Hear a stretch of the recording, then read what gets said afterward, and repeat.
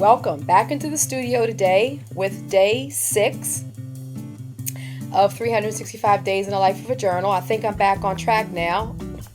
So today I'm actually using paper from an old dictionary that I got when I was thrifting just recently. I found a really large one. I'm always looking for old dictionaries. I love using them as base papers. And this one is an illustrated. I'm always looking for those illustrated ones. I think this is from like 1920s or something like that. But those big old ones, almost like encyclopedias, have really great illustrations in them. So I love using those. So I'm putting this down again with the spray glue that I love, love, love. And here again, it's acid free. And see it, since I have not, I did order some Yoo-Hoo glue sticks off of Amazon, a whole pack of them, like 12 of them, so they should be on their way. And I do like using the spray glue too for large surfaces like this, so I still use it. And then I like the Yoo-Hoo when I'm laying smaller pieces on top. Here I'm going to use some acrylic paint. And now I'm just going to kind of grunge up the surface of this paper a little bit, just so it's not so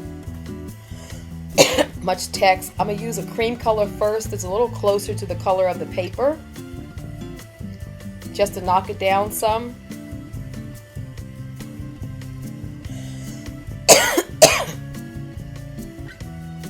Excuse me.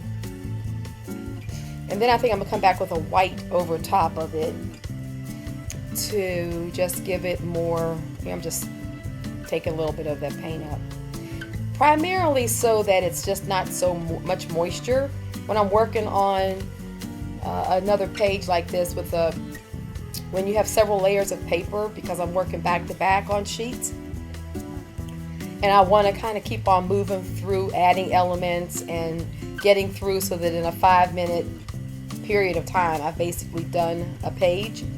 So I like to then sort of sop up some of the moisture, the excess paint, with waste paper. It's just a good way just to keep so much moisture building up. So here I'm just putting some white over it just to knock it down a bit. And then I had the idea to take some more of that mylar that I did the reverse painting on, and I'm going to lay it over this. I wanted to see what it was going to look like over text, as in just another idea. You know, yesterday I put it just on the blank white paper, but now I'm going to cut a section and put it over this text to see how it looks. And it also is a nice transition from page to page, because even though I'm doing this as a place to sort of put a lot of my ideas, to keep track of the different techniques and what have you I'm doing, I also am still thinking of it the same way I would think of it if I'm actually doing a book as art, which is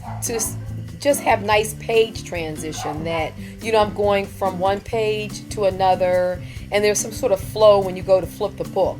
So it just doesn't look like, oh, I had one idea here and then another idea there. It's just the way that I approach book binding and book arts. And so when I'm actually making my journals, where I'm putting a lot of ideas, I have a tendency to approach it the same way. Probably just training, since I've always, for about 30 years now, I've worked as a book artist. I've taught at the Smithsonian. Actually, I put together their book arts program in their resident associates program a number of years ago. And I've taught at the Corcoran in the graduate level courses for thesis graphic design students. So I really approach book as art, and so it's kind of instilled in me. This is some more of this washi tape that I got. I need to get the packaging to show you guys who it was. I think it's 4 Gypsies, but this is really just masking tape that they printed on. It's like black lines, and so I really like it. And to me, this sort of mimics the page. It just puts another element over there, but it's still cream and black like the text of the dictionary. And I really like the way this reverse print looks over top of this text. Don't you guys? That really looks good. Now that's one for you. You should try that. That is really a neat thing. Look for those sheet protectors. I find them all the time at the Goodwill, the Salvation Army, all those places. But if you can't wait, I mean, you can go to Staples and Office Depot and order them, but buyer beware. They're about $30-something, $40 a pack. But you get 50 or so in them, so in that regard, you're getting a lot. All right, well, here we are at the end of day 6, and this is what it looks like. I like the way that turned out. All right, well, I'll see you guys tomorrow. Thanks a lot for stopping by, and good luck on what you're doing in your studios. Bye-bye.